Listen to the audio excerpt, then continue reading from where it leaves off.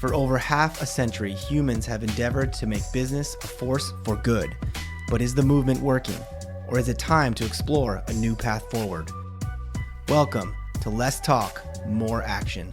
We are your hosts, Joel Caesar and Owen Barrett, experts in clean energy, net zero real estate, decarbonization, and entrepreneurship. In each episode, we ask provocative questions and share stories from the front lines of sustainability with leaders in science, tech, and business, taking real action to design a cleaner, better future. Thanks for joining the conversation. Now, let's get to work. Welcome to Less Talk, More Action podcast. My name is Joel Caesar, the world's undisputed voice of building decarbonization. Joining me as always is Owen Barrett, self-proclaimed Adam Newman of Green Building. Today's guest is McGee Young, founder and CEO of WattCarbon, a platform revolutionizing how we decarbonize buildings by building automated M&V and a system of record for the decarbonization economy.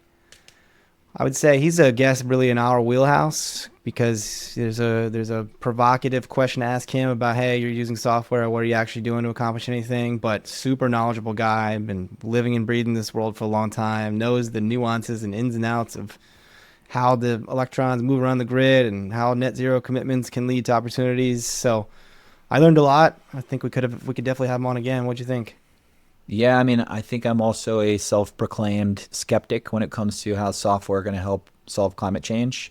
But this conversation is started to change my perspective. I think he's got just a super clear value prop to what his platform is actually doing and the value that it brings. And I feel like other software companies could learn from that. No doubt. You and I got some experience and we have some opinions, but we're always learning. And it's a great part of having a podcast is bringing on experts who can educate us and what they're working on and why it matters. And I think McGee is a great example of that. Yeah, I'd agree.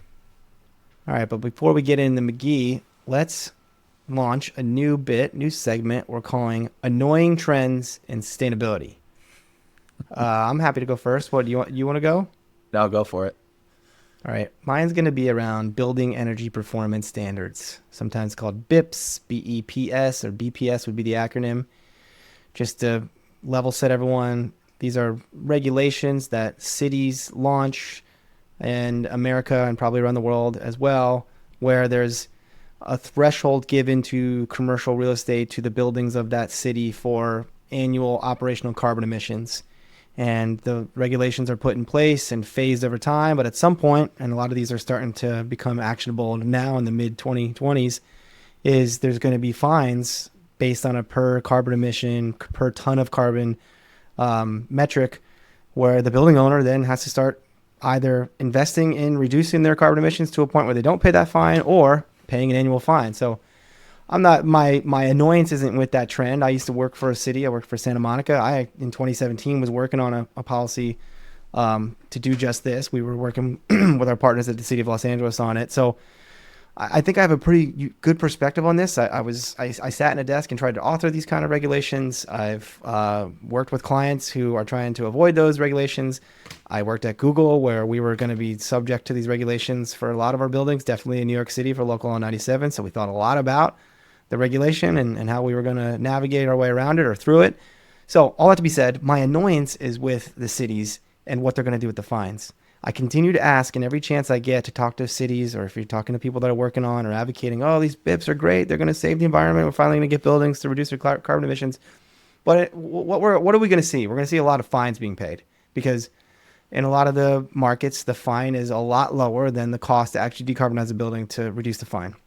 And maybe over time that'll change and we can all root for new technology to come and help reduce those costs and help achieve the city's goal, which is not to, I don't think they're here to collect fines for this. They're actually trying to stimulate action and get buildings to reduce emissions. All good stuff, not my annoyance. But when there's this continued uncertainty and black box around what are you going to do with the fine money, city? And I don't get great answers. And then what annoyed me about this the other day is there was a post about it on LinkedIn. A gentleman who's a lawyer posted about how the Local 97 regulation is about to go into effect. And I said, has the city stated what they plan to do with the fine proceeds? Me being annoying, always asking that question. And he didn't answer it too clearly. what do you say? I Is he think, working for the city? He's part of the legislation? no, I think he's just someone who works in the space and tries to be a thought leader around making sure that his clients are aware of how to navigate these. So then, wait, where am I? I'm lost here. So I'm on my response. So he says they're going to use them for loan programs for energy efficiency upgrades, I believe. And then someone else weighed in. I don't know who this person is, but he said in Seattle's got one of them under our emission standard. They are going to collect under the policy fines, fees, alternative compliance payments will be spent on programs and activities to reduce greenhouse gas emissions from that residential multifamily, including technical and financial assistance to building owners and tenants with a priority on buildings serving people with low income. Okay, great. Sounds good. But I don't think it sounds good. yeah, technical and financial assistance. Yeah, what does that mean? That's going like administrative costs to nonprofits. Yeah, Evaluating this is whether like, grants, like, come on. We can get into this. We can get into like whether or not you agree with what Doge is doing with the federal government, but this is like, wait till Doge people at some point get to look into where's the city sending technical and financial assistance to consultants. It's got to be super clear. Yeah. And no, the point to me is what I think is, and we talked about this is interesting that this is on this episode because we're going to talk to McGee later, and him and I actually were working on. We were working with a low-income housing developer in California who's really great at decarbonizing buildings and needs a couple extra bucks here and there to overcome some of the barriers on some of his projects. And I was like, actually, when I was at Google, we used to start to talk about like, maybe we should put some of our carbon removal money instead of genetically modifying kelp and put that into decarbonizing low-income buildings in the cities where these regulations are happening. And there was a lot of interest in this idea. So I think this is one of these places where we got to find a way to let the market figure this out and get the city out of the way. Like the city's collecting fines and then deciding to do technical financial assistance is just going to be missed opportunity. And then these building performance standards, once a couple years roll around and people start to ask questions, where's all that fine money? And reports come out, oh, well, half of the money, millions of dollars raised, were spent on consultants to study technical assistance. Yeah. So there's my rant for the day. No, if you're out there, maybe this is one of the segments I hope we can cut because I want to post it and say, my city government friends, I used to be one of you. I sat in your seat. I know you're sitting around thinking we got to be the ones who take the money. And if we let there be some kind of private marketplace, there's going to be fraud that we can't control. Like, who cares? Let the private market figure this out. Set your threshold and then let building owners trade directly with low-income building owners to get buildings decarbonized in that city and figure it all out later if there's fraud on the back end. But instead, what's going to happen is money's going to flow through the city and get lost in the administrative waste. Yeah, it's just a different kind of fraud. Yeah, okay. Well, that's my rant. What do you got? Oh, man, what a downer you are, Joel. God, can't you just celebrate the building performance standards? I'm trying to be solution oriented. I think there's an opportunity here. These BIPs are happening, and commercial real estate owners are definitely aware, right? You and I know this. I agree 1,000%. I think number one, they got to be super clear on where the money's going, and number two, it should not go to fucking TPS reports or whatever those things were called from Office Space. Like, let's put the money to something that actually does something. Or let the building owner, again, like in Google's standpoint, they're super smart, really good at what they do, had incredible people like me that used to work there. Let that person figure out where to put the money that they would have otherwise paid the city for a fine and give it to buildings in New York City that otherwise wouldn't be decarbonized. It's such an... Or why not just decarbonize low-income buildings? Just do that. Well, that's what I'm saying. Like, let Google or whoever, the big real estate owners of New York City, let them go do that themselves. What the reason this doesn't happen is because you get a bunch of city government people sitting around saying, well, I'm not sure that's really going to happen, and I don't know how to measure it, and I don't know how to regulate it, and I don't know how to verify it. And it's a good opportunity for what McGee is working on. As well, maybe we should start a nonprofit that helps cities figure out what they're going to do with their BPS money. I don't think we need it. We just need them to watch this podcast. My rant's going to be, I'm also complaining with cities, but from a different perspective. The other day I went to the grocery store. I bring my reusable bags 99% of the time. I forgot them. Like, shame on me. I'm fucking up the planet one grocery store at a time. The guy said, you want a bag? I said, sure. He said, it's 5 cents. I was like, okay. Like, give me 500 of them. Like, what does 5 cents do? Yeah, I get the idea of penalizing people who are going to use bags. But can we please make the penalty meaningful enough to actually get people to change their decision? 5 cents doesn't change it for anybody. Let's make it 100 and see if behavior changes. Can I push back? Can I play? No, you can't, because that's the red opinion right there. Again, back to my city life. I think the conversations around this happen where if they set it too high, what is a, this kind of regulation is sometimes seen as a low income tax, some tax on poor people. So Fine, tax the poor people. A reusable bag costs 99 cents. but if the poor people are the ones who can't buy their, we shouldn't generalize. This isn't the right way to think about this, but it's, the people who can pay for their reusable bag, they can withstand the higher fine amount. I get it, but it's like these cities spent so much time on this legislation to try and put a fee on a bag to try and get people to bring reusable bags. And all of that was wasted because the fee is 5 cents. Why don't you just say, citizens of Park City, can you please bring a reusable bag? It's probably more effective. To bring this conversation full circle, what you should do is figure out what are they doing with those 5 cent revenue money that they're collecting. This is Park City. I mean, yeah, it's Park City, it's Salt Lake City, it's everywhere, dude. Well, yeah, what are they doing? I don't know. Nothing, because it's not significant enough to do anything. Well, please, would some city out there implement a $100 bag fee? I'm so curious to see what the results would be. Give everybody a strike. Oh, you forgot your bag. There's something has to force behavior change, and 5 cents is not doing it. The plastic bag, scarlet letter. Well, it's turned into an attack on city sustainability policies, so maybe we'll have to rename the segment. No, it was not. Mine was very pro low-income people. There's great opportunities to. It's one of my favorite things. The holy grail of building decarb. The Venn diagram of lower income utility bills, help the building owner lower their utility costs, and reduce emissions. When you find that Venn diagram, you get a lot of building decarb. Yeah, I agree. For the record, I support poor people. Hopefully this was a constructive addition to the building decarbonization and sustainability conversation.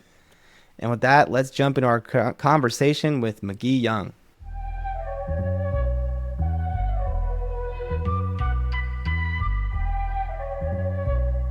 Joining us today is McGee Young, founder and CEO of WattCarbon, a platform revolutionizing how we decarbonize buildings by building automated measurement and verification and a system of record for the decarbonization economy. With a background in academia and climate tech, McGee is leading the charge in building a decentralized, data-driven energy future. His work empowers organizations to take measurable climate action and accelerate the transition to a zero-carbon economy. So, McGee, welcome to Less Talk, More Action. Thanks for having me. It's great to be here. All right, we like to dive right in. We start our guests with the same question. How are you taking action to make the world a better place? Man, that's a lot of pressure for the beginning of this. Well, you must be doing something. Come on. Oh, man. I think, there's so much bullshit out there. And off to a great start. There we go. We see our job as getting rid of the bullshit, and when you do that, it starts to make things real, and people take it more seriously. For a long time, we thought, oh, we'll just do the right thing, virtue signal. Yay, I'll recycle. I'll take out the compost or whatever, and it's all good. But unless you're calculating an ROI, it mostly doesn't matter. And that requires taking it seriously. So I think, the work that we do day in and day out is to take the hype out of climate and turn it into something that's real. You hear that, Owen? You got to stop virtue signaling. Can you do that? I'm guilty of that a lot. That's what I spend most of my day doing, just virtue signaling on LinkedIn. It feels good, right? It's man, I did my part today. I drank my organic milk, and those are free range eggs, and I reported my carbon emissions on some framework that my nobody reads. GRESB is up to date. Yeah, there you go. So McGee, I'm gonna follow up Joel's softball question with something a little bit harder here because Okay. Joel has now joined a software company, so we don't talk as much shit about software as we used to. But before Joel joined the software company, we used to actually talk about doing things like implementing real projects. Can you explain to me and the audience how software contributes to decarbonization? Yeah. I think the problem with decarbonization is actually a human problem, that we doubt that it's really going to make a difference. And the mobilization here is human mobilization behind capital investments into projects. We have choices to make. Do I bring my family to Disneyland this year, or do I put solar panels on my roof? Right? I don't have budget for both of those, and that same trade-off exists for basically every organization. Do I do the thing that I think is probably going to make my kids happy, certainly raise my reputation as a dad, or do I make everybody say, no, Disney World's next year, I'm going to put the solar panels on this year? That is a really, really, really hard question, and it doesn't matter if it's me or if it's a Fortune 500, a Fortune 50 company asking the same question. Do we invest more into our product, into our customers, or do we decarbonize our buildings? Unless and until you can be confident that that return on investment is going to be real, is going to make it that make it worth it, to maybe sacrifice 1 year on your vacation, to defer investment into other parts of your business, it's really hard to make that commitment. And this is where software comes in, because these are questions that are too hard to just ask and sort of know off the top of your head. This is FP&A, right? This is complicated. The same reason you wouldn't run your company without financial accounting, is the same reason why you need software to be able to answer these questions about your energy use. So where software comes in is it helps build the case for decarbonization. It helps give confidence to the folks who are sitting around the table wondering where to spend, whether it's that $10,000 or that $10 million. Having visibility into what's actually happening as a result of those investments, what's likely to happen as a result of those investments, is what seals the deal to unlock the capital that's needed at the end of the day. Well, I still believe, even though Owen's making fun of me here, that I'm at a software company. We got to take action with real people using physical work to decarbonize buildings. I believe that. Now, I am at a software company, and I did this intentionally. Company's called Cambio. We use AI to help building owners decarbonize, and I would answer this question similarly, though maybe not as eloquently as you just did. But that said, tell us more about WattCarbon. What exactly are you guys doing? You got a decorated history using software to accomplish what you just described, and I'd love to get in maybe to the recurve world at some point here, because I know there's some great lessons learned there. But we're here to talk about your company, what you're working on now. I know it's some exciting stuff. Educate Owen on what WattCarbon does and how you're taking action. Well, and while you educate me, before the show started, you talked about your guys' new push into M&V. So make sure you hit on that, because I think that's a big piece of what's missing in the decarbonization space is the data and proving that the projects that you just spent millions of dollars on are actually working. Yeah, I think the conversation around climate changed in 2024. We saw the end of ESG, the election of Donald Trump, and the funny thing about all that, though, is that momentum hasn't really slowed down. We're still, going to spend another $1 trillion this year decarbonizing in the United States, and it's because the economics haven't really changed. Solar and storage are still cheaper than the grid. Energy efficiency and electrification will most of the time save you money on your bills. Demand flexibility gets you paid by your utility. And the environmental benefits of decarbonization, whether you're claiming it against your own goals or buying it as part of your mitigation efforts, still matter.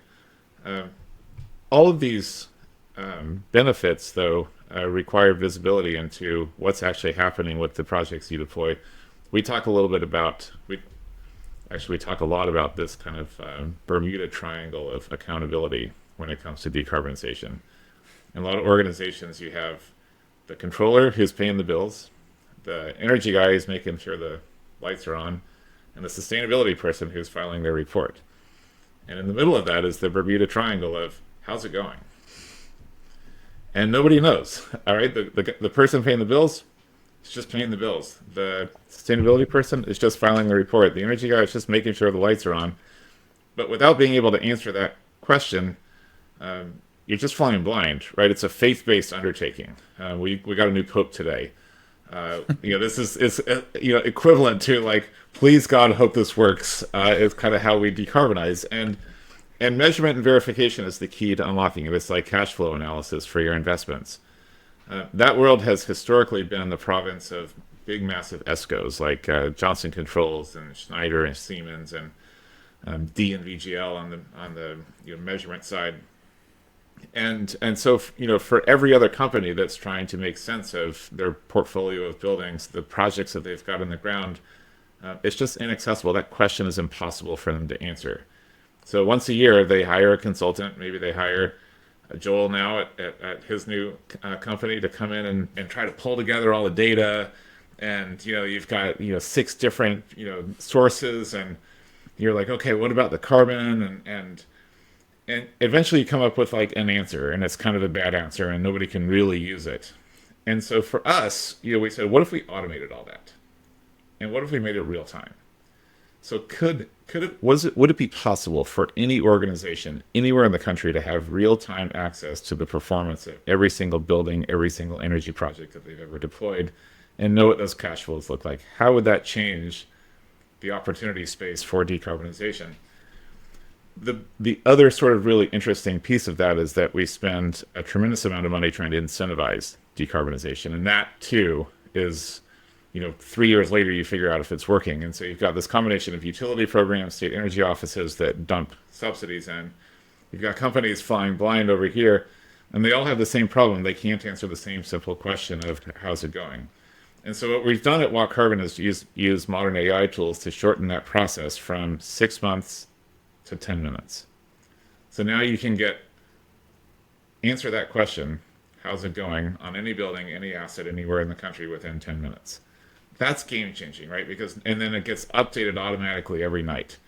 And now you have this constant flow of data that's coming in and informing the work that you're doing, shedding light on the benefits of those investments that you've made, and then telling you, where should I be going next? So then you go hire Joel, and you say, okay, I think it's these 3 properties. Can we take a deep dive into these 3 properties? Because now and then you do those projects, and now you've got the data coming out of those projects on an ongoing basis showing you how smart you are for have done that work. And then everybody gets promoted and more money goes in. And so it creates this reinforcement cycle with decarbonization that's desperately needed.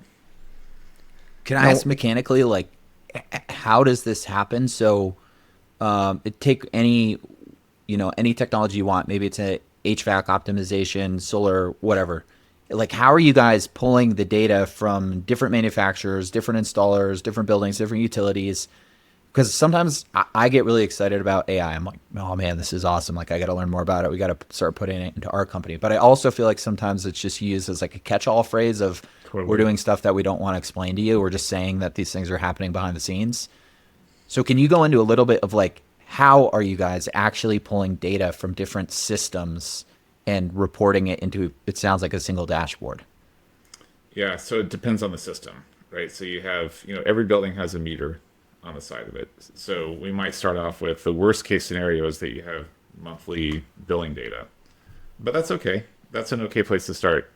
We've integrated with companies like Arcadia, Utility API, Bayou Energy to perform that fetching automatically from your utility account. They do all the scraping, and so all you have to do with us is drop in your login token to your Arcadia account, and all of your meter data for every single one of your projects is automatically integrated into our system.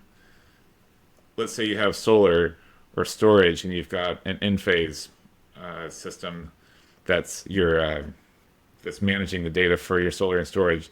You drop in your in-phase API token, and we pull in all of your in-phase data, whether it's Tesla or... So most of these systems now, or if you're using something like Pi or Navant or SkySpark, if you're in the commercial space, right? All of these systems that have been installed over the years have API endpoints, and it's not that hard to integrate the data.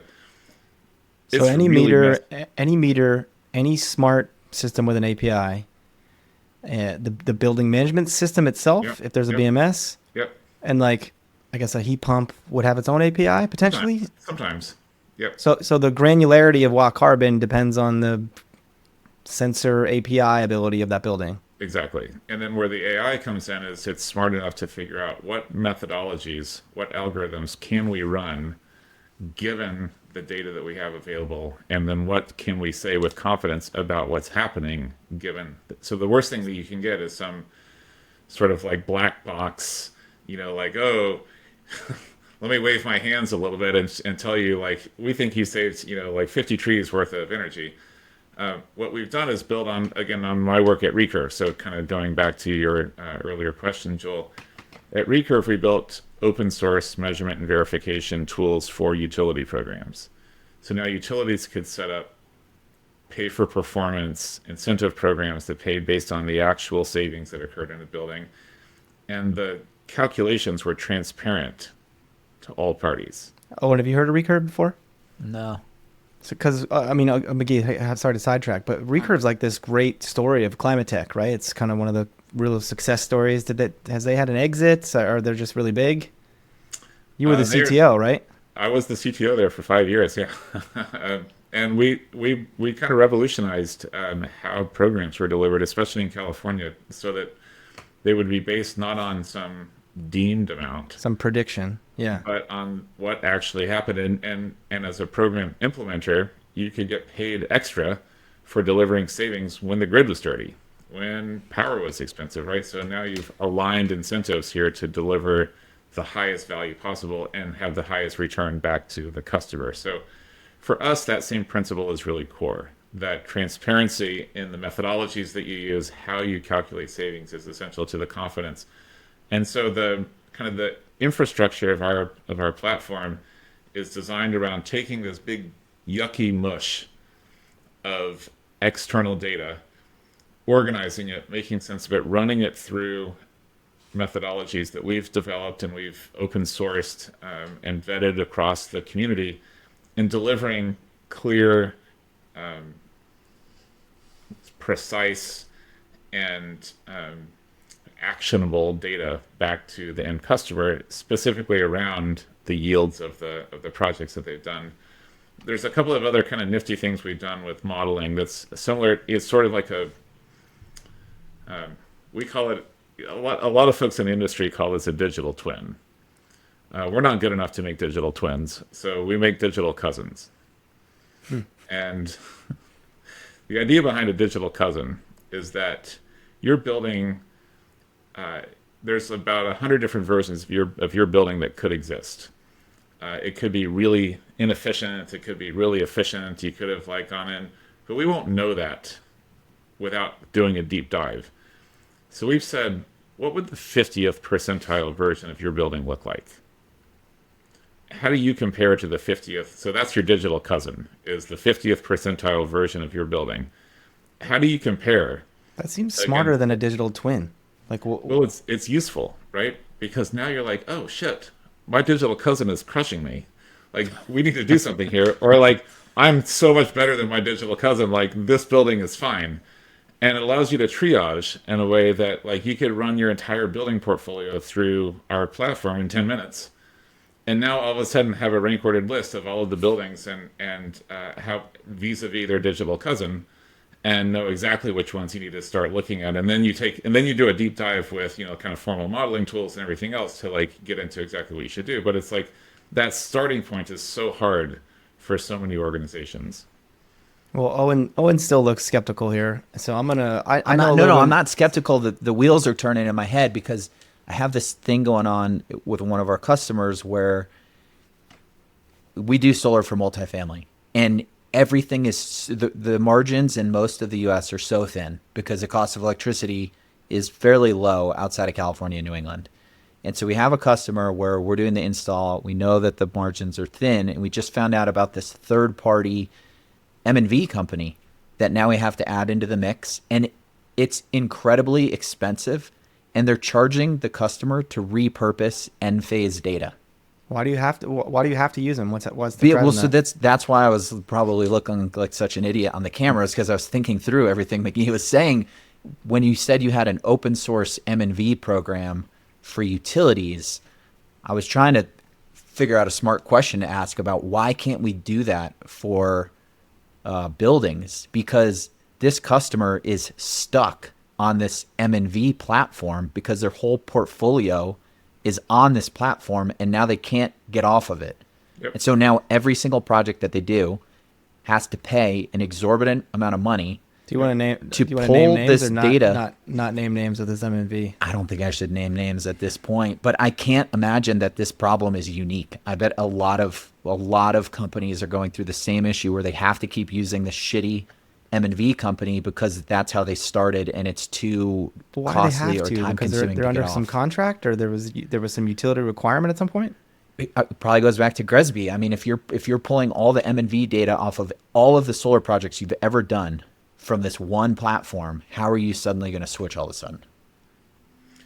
They make it really hard, and I think that's been, the six biggest companies in our space. It's $30 billion industry that's controlled by shitty M&V.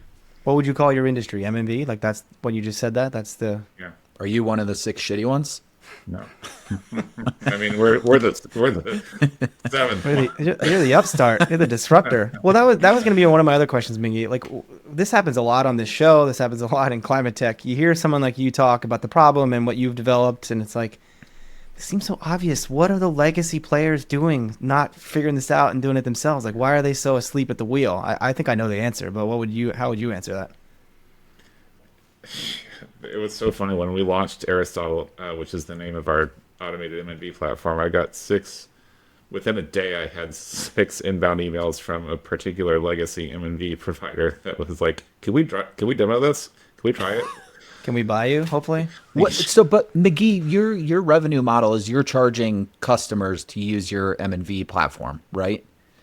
You think there's an opportunity to ever get to a place where instead of charging customers, you're charging the installers to tack it onto the front end of the project, and then that way there's no like I know you're probably on a recurring revenue model, so maybe it would destroy your business model, but then you get out of this like perpetual software fee world where projects aren't happening because there's so many back-end SaaS software fees attached to it that they don't make sense anymore. McGee's trying to get his exit. He needs that ARR. I know, but you could, yeah, that's It's a tricky. different. Well, let him answer. That's a good question. I'll tell you a story. I got a call. One of my advisors called me a month or two ago, distraught, and he was like, "McGee, I just got a $7,000 true-up bill from PG&E on his house." An individual. An individual. We have tenants that this just happened to in SDG&E. And he's like, I don't know what I did because I have got a massive solar on my roof. I've got 4 Tesla Powerwall batteries. I've got Wow. a heat pump. I've got my EVs. What am I doing something wrong here? Yeah. And he had no idea. And so we dug into that and figured out that he had gotten switched onto the wrong rate somehow, and some of his power walls weren't working and some of his solar panels weren't working. And this is where your digital cousin matters, right? Because the digital cousin's going to say, "Here's what you should be expecting from your projects that you've invested in," and you're not getting that, right? So you need to call somebody because you're literally about to get, you're going to get a $7,000 bill, and so we have nightly updates with the money, with a dollar amount. Like, here's how much you made yesterday. And if that's different than what you expected, like you should call somebody and find out, like maybe you put in a Bitcoin miner in your basement or something, or your kid is like, "Dad, I got but It's growing weed down there. yeah, they can grow like whatever. Like there are legitimate reasons why your energy use should change, but sometimes not. And I think so the idea that you're paying a SaaS fee, like you have to be getting value out of it, right? Like that's the whole point, is that you're like, it's useful to you to have this data in your life because it's helping you maximize the value of your investments. I don't know how many people I've talked to, especially larger portfolio managers, that they just like if they listen to all of the contractors that have done work over the years, their bill savings should be 75% by now. But they look at their actual bills and they've gone up. So who's lying, right? Like what's Yeah, happening? yeah. And as an industry, we have not built the types of data infrastructure that allows us to answer those questions. And until we do, they're going to have that same reaction that you had, Owen. Like, man, I got to pay another SaaS fee here. Like that's like we're doing it wrong if that's how you're thinking, right? You're like, oh my god, I'm so glad that I paid this money. These guys are giving me such a good deal because I'm getting so much value out of this. Like I need this everywhere in my life. That's Do the you, does your mindset. Yeah. Does your platform have that capability where you guys are not only evaluating the performance of projects, but you're also looking at like year over year growth from consumption? Because we hear that from customers all the time. It's like, your solar's not working. We're like, it is working, but something with your usage changed. And it's like, oh, maybe those 12 EV chargers that you just installed have something to do with your higher electricity bills. But the dots aren't connected a lot of the times. And everything needs to be weather normalized. Yeah. So Yeah, that's it's a good hot point out. too. You're going to use more air conditioning. Also, in doing so, we can tell which buildings are more or less sensitive to heating and cooling. So if you've got a building that's got, the outdoor temperatures are going up, we know this because climate change. Which of your buildings is most affected by that? Let's go do some shell work on those, put a new HVAC system into those because those are the buildings where you have the biggest savings potential. We can know this just by looking at your historical baseline data, doing a little bit of analysis on it, and that's just like part of the presentation. Like that's part of what M&V is empowering people to make smarter decisions. Well, McGee, you and Yeah. I, we've worked together a little bit, so I know a little more than Owen. Trying Just to, in general. well, I'm gonna try to tee you up to continue to kind of tackle the skepticism, which I think is healthy here. That's what we're trying to do on the show. Really get out the value. I know you struck some big deals with some big companies. I don't know. I won't name their names. You maybe you're not allowed to mention them, but like talk about how this is being deployed in the real world, and even talk about the sort of carbon trading, which I think the three of us all can maybe laugh at a little bit, and how it's gotten out of hand in a lot of directions. But in your case, it's leading to projects that otherwise wouldn't happen, which is a great way to do carbon accounting or carbon trading. So yeah, Yeah. tell us what's happening on the ground here. We've got a bunch we can't talk about, but I'll tell you a little bit about one of our most exciting ones, which is with a company called Prologis. So Prologis runs data, or they run data centers, but mostly they're known for their distribution centers. So about 4% of U.S. GDP will flow through a Prologis warehouse on a daily basis. Wow. Huge, giant warehouses all over the country.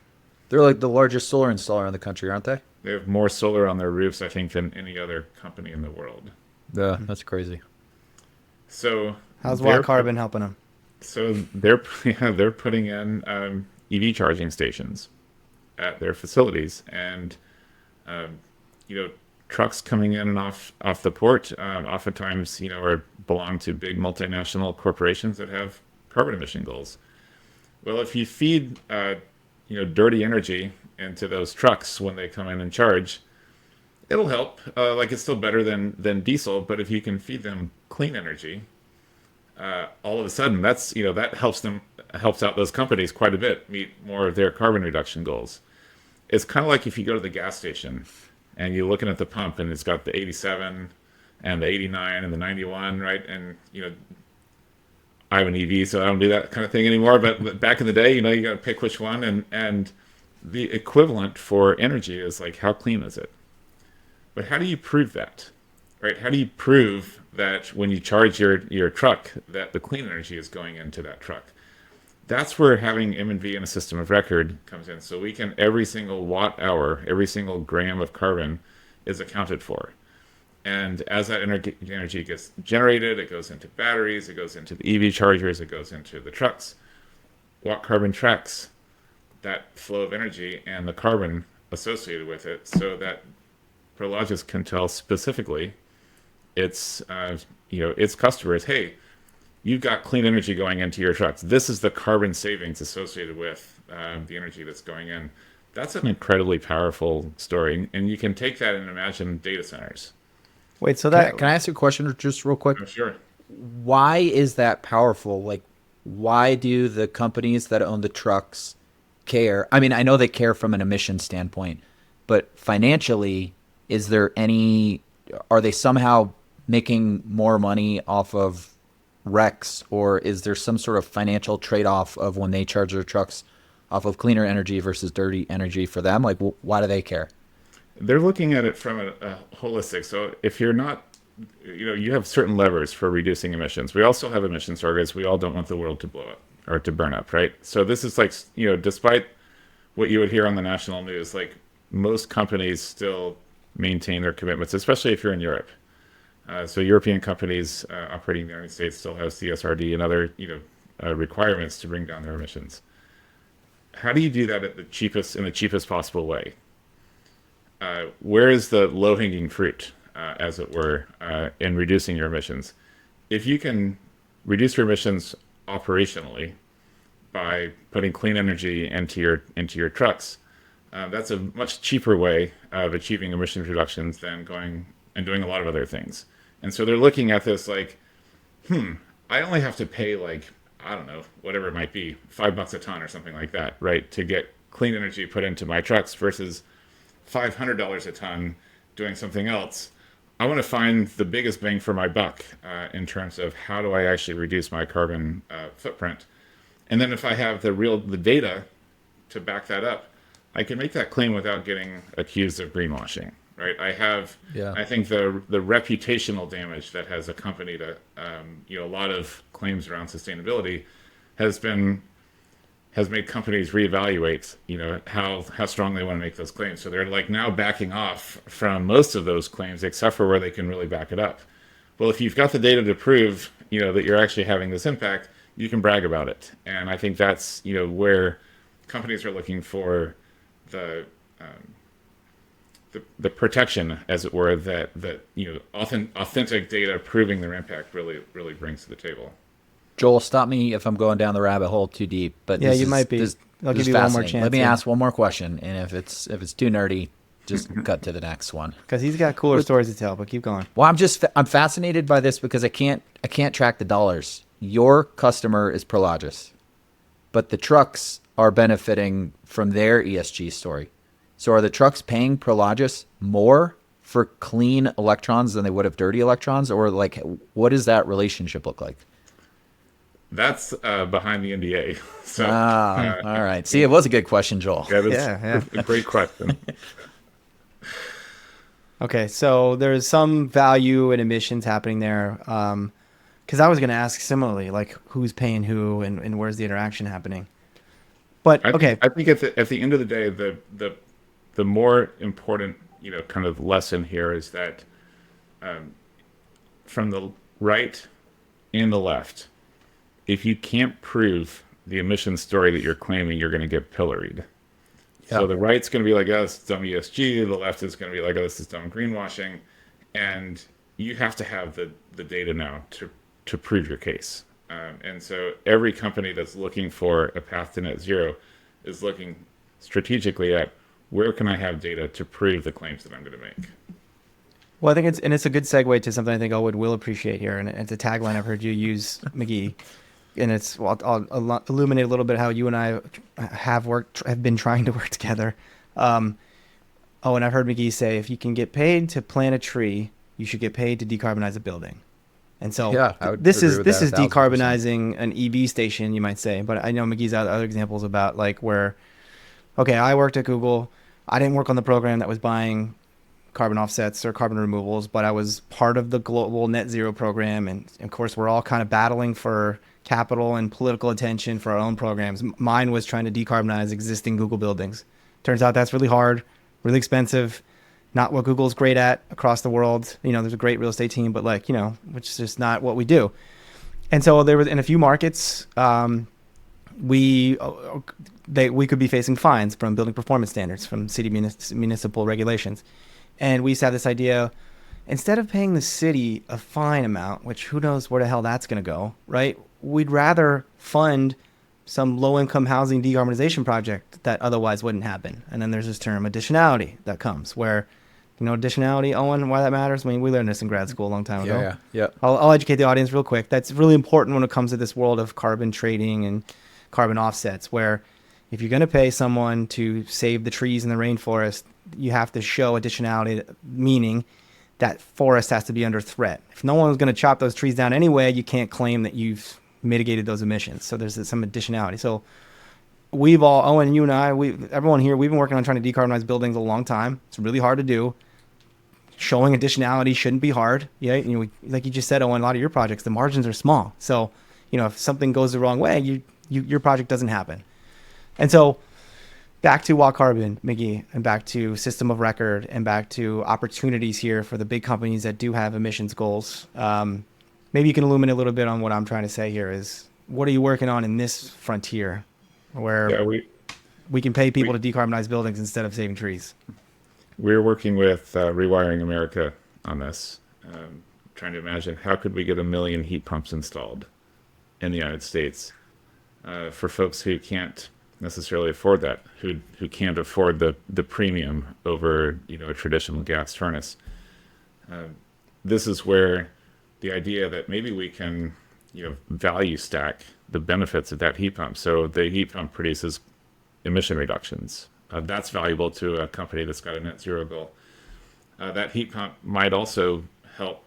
So we just announced we had an off-taker for some projects that were being done in California, a company called Harvest Thermal. And Harvest Thermal is combining a heat pump and water heater with a thermal battery. We got to get them on the show. You got to introduce us to them. Yeah, Jane is amazing. And so they are able to shift load. They not only do they electrify to reduce emissions, you know, from a gas furnace, but they're shifting load so that the electricity that's getting used is happening during off-peak clean times of the day. So throughout the day, there's times where maybe the building doesn't need the electricity and they can use that to heat the water. Exactly. And the grid has excess, right? And so now they can, you know, all that extra solar that's being generated and shipped, you know, to Oregon or Washington or wherever else can be used to, you know, locally for that energy. But imagine now you're putting a data center in, and you need capacity for your data center. You know, those critical times of the year where the grid is stressed, the utility is like, sorry, we can't allow your data center in here because there's about, you know, 50 hours a year where we don't have enough power for it. Well, what if that data center could pay for demand response locally around it?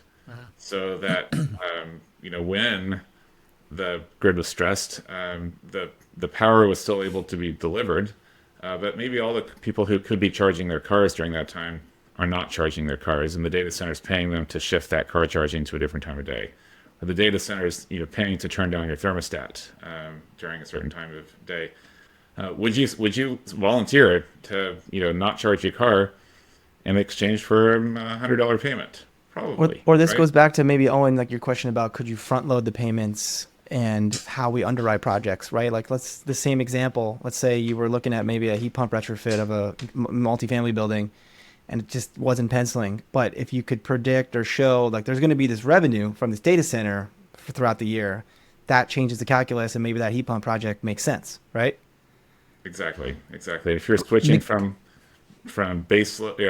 electric resistance heating to a heat pump, now you're really shaving like winter morning peaks. So like places like Georgia that have these high winter morning peaks because everybody's got electric baseboard heating, you switch them to heat pumps, still electric, but now you've cut electricity use by a third by 3x, in that, you know, critical morning peak time, which defers potentially billions of dollars of grid infrastructure upgrades that would otherwise be required. So there's like these, you know, there's the climate benefit, there's the grid benefit, there's the savings to the customer's bills.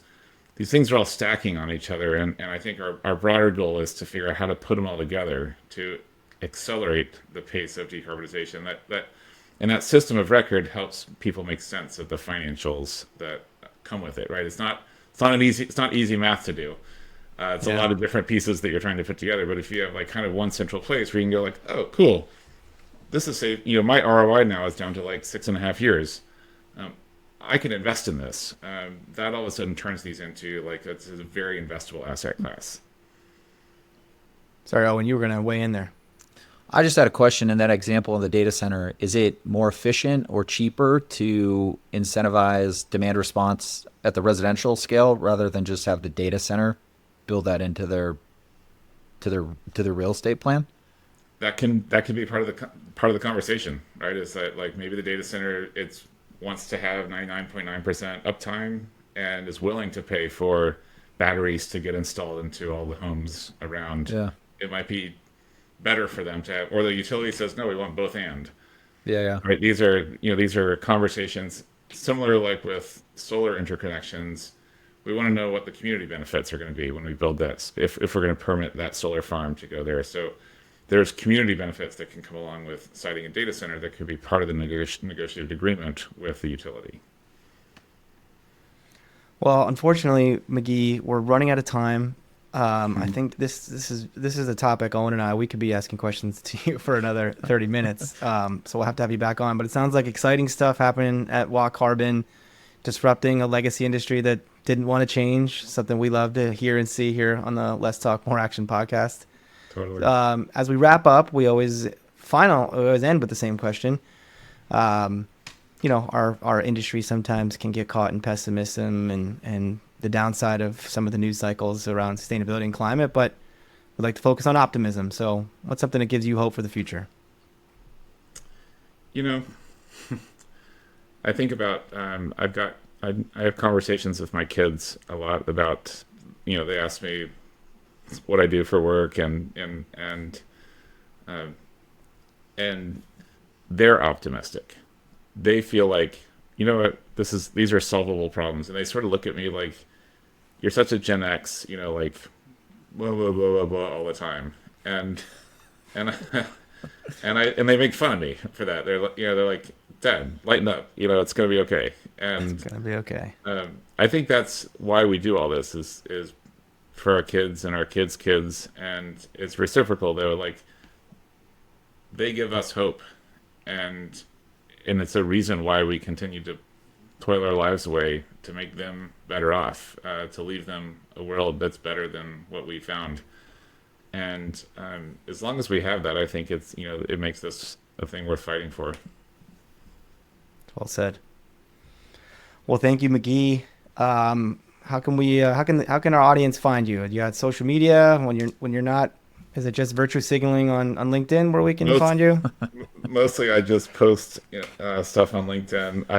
I'm Fierce McGee on Twitter, X. Nice. If you want to find me there, I'm not as active on that as I used to be, but and then McGee at WattCarbon.com. Reach out, come to the website. Anybody can sign up. If you've got a utility API account, you can just drop in your credentials and get going. It's we'll help you out, but it's pretty much self-service too if you kind of know your way around energy data. I think this is an exciting time to be in climate tech. What used to be called climate tech and now is called like resilience tech or something like that. But we've got a lot of work to do, I think it's going to be an interesting couple of years ahead of us. Oh, and he's a good follow on LinkedIn if you're not following him. He's produces sounds like real you should. educational content. You posted something the other day, McGee, about the grid and how the electrons are moving around certain times of day, and I was like, that's good content. I'm too busy virtue signaling myself. I need to post some more educational content that followers can actually learn from. Totally. Always be learning. That's my philosophy, right? Just always like I don't have any shame about like I don't understand this stuff. Like let me go find out. And we should all do that. I think LinkedIn is a good place to have that dialogue as a community. I think more people should do it. So thanks for what you do, McGee. Yeah, thanks for having me on. I appreciate it. You got it. Well, thank you everyone for joining. You can find Owen and I also on LinkedIn, usually actively antagonizing the more talk, more wine, sustainability nerds. You can find this podcast and more great content at letstalkmoreaction.com. If you like the podcast, please subscribe, like, and share with your friends. And until next time, we encourage you to ask yourself, what are you doing to take action to make the world a better place?